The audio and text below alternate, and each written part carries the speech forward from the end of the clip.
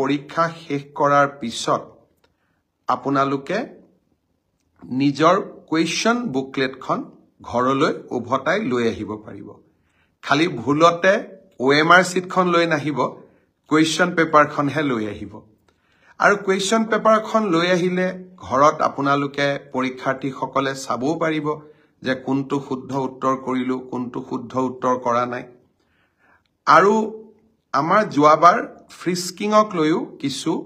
বিশেষকৈ নলবাৰী ছাত্ৰী এগৰাকীয়ে কিছু প্ৰশ্ন উত্থাপন কৰিছিল আমি এখন সুন্দৰ SOP দিছো মই ভাবো যে এইবাৰ নিশ্চয় তেনেকুৱা কোনো সমস্যা নাথাকিব পৰীক্ষাটো ভালে ভালে হৈ যাওক পৰীক্ষাৰ্থীসকলক শুভেচ্ছা জনাইছো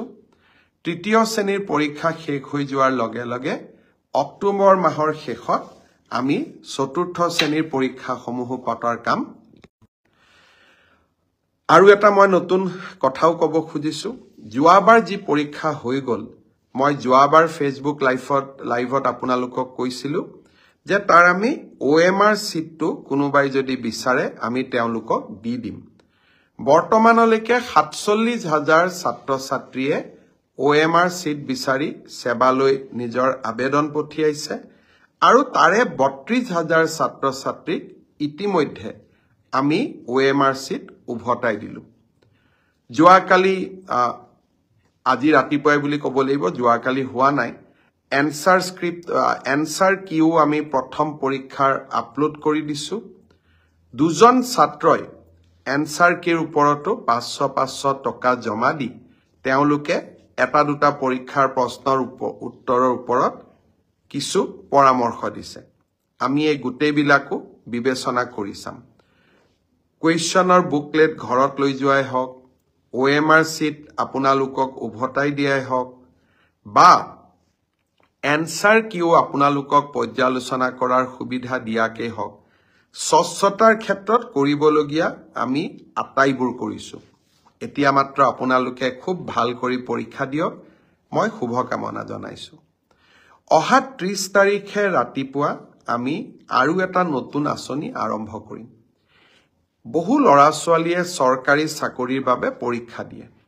চৰকাৰী চাকৰি সকলোকে দিয়াটো সম্ভৱ নহয় সেইবাবে ৰাজ্য চৰকাৰৰ হৈ মই ঘোষণা কৰিছিলো যে আমাৰ ডেকা লৰা ছোৱালীখিনিক উদ্যোগ আৰু ব্যৱসায় কৰিবৰ বাবে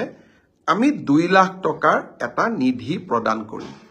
আৰু খুব ভাল কৰি যদি এই ২ লাখ টকা ব্যৱহাৰ কৰি আমি ব্যৱসায় এটা নিৰ্মাণ কৰো ভৱিষ্যতে প্ৰধানমন্ত্ৰীৰ মুদ্ৰা আঁচনিৰো আমি সহায় ল'ব পাৰিম বা মুদ্ৰা আঁচনিৰ জৰিয়তেও আমি এই ২ লাখ টকাক আৰু ডাঙৰ বৃহৎ পুঁজিলৈ ৰূপান্তৰ কৰিব পাৰিম এই প্ৰধানমন্ত্ৰী আমাৰ মুখ্যমন্ত্ৰীৰ আত্মনিৰ্ভৰ অসম আঁচনিৰ প্ৰথম কিস্তিৰ ধন ৩০ তাৰিখে ৰাতিপুৱা ১০ বজাত আমি গুৱাহাটীৰ খানাপাৰা ফিল্ডৰ পৰা বিতৰণ কৰিম ইতিমধ্যে আমাৰ জিলা উপায়ুক্তসকলে নিৰ্বাচিত ছাত্ৰ ছাত্ৰীসকলক আমন্ত্ৰণ জনাইছে মই আশা কৰিম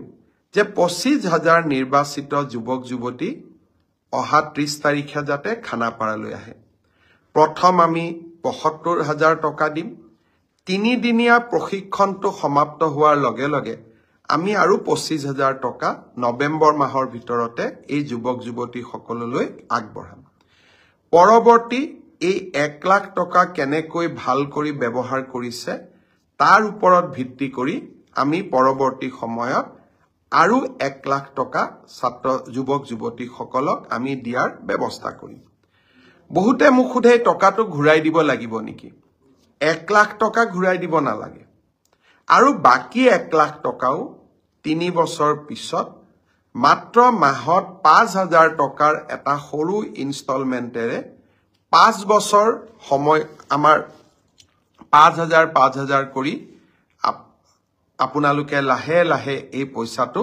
আমাক উভতাই থাকিব পাৰিব লৰা ছোৱালীক যুৱক যুৱতীক আমি সকলো প্ৰকাৰে সহায় কৰাৰ বাবে আমি প্ৰচেষ্টা কৰিছো এই মুখ্যমন্ত্ৰীৰ আত্মনিৰ্ভৰ অসম আঁচনিৰ দ্বিতীয় লানিও আমি লগে লগে আৰম্ভ কৰিম এইবাৰ আমি আৰু নতুনকৈ ৭৫,০০০ যুৱক যুৱতীক এই মুখ্যমন্ত্ৰীৰ আত্মনিৰ্ভৰ অসম আঁচনিলৈ আনিবৰ বাবে চেষ্টা কৰিম যুৱক যুৱতীসকলক মই অনুৰোধ কৰিম চৰকাৰী চাকৰিয়ে হওক বা আত্মনিৰ্ভৰশীলতাই হওক দুইটা ক্ষেত্ৰতে আমাৰ চৰকাৰে আপোনালোকৰ লগত সুন্দৰভাৱে কাম কৰি যাব ঈশান বৰুৱাই মোক অভিনন্দন জনাইছে মই ফেচবুক লাইভত চাই আছো মই আমাক অভিনন্দন নহয় আজিৰ দিনটোত মুখ্যমন্ত্ৰীৰ আত্মনিৰ্ভৰ অসমৰ বাবে নিৰ্বাচিত হোৱা যুৱক যুৱতীসকলক আমি অভিনন্দন জনাইছো সকলোৱে লগ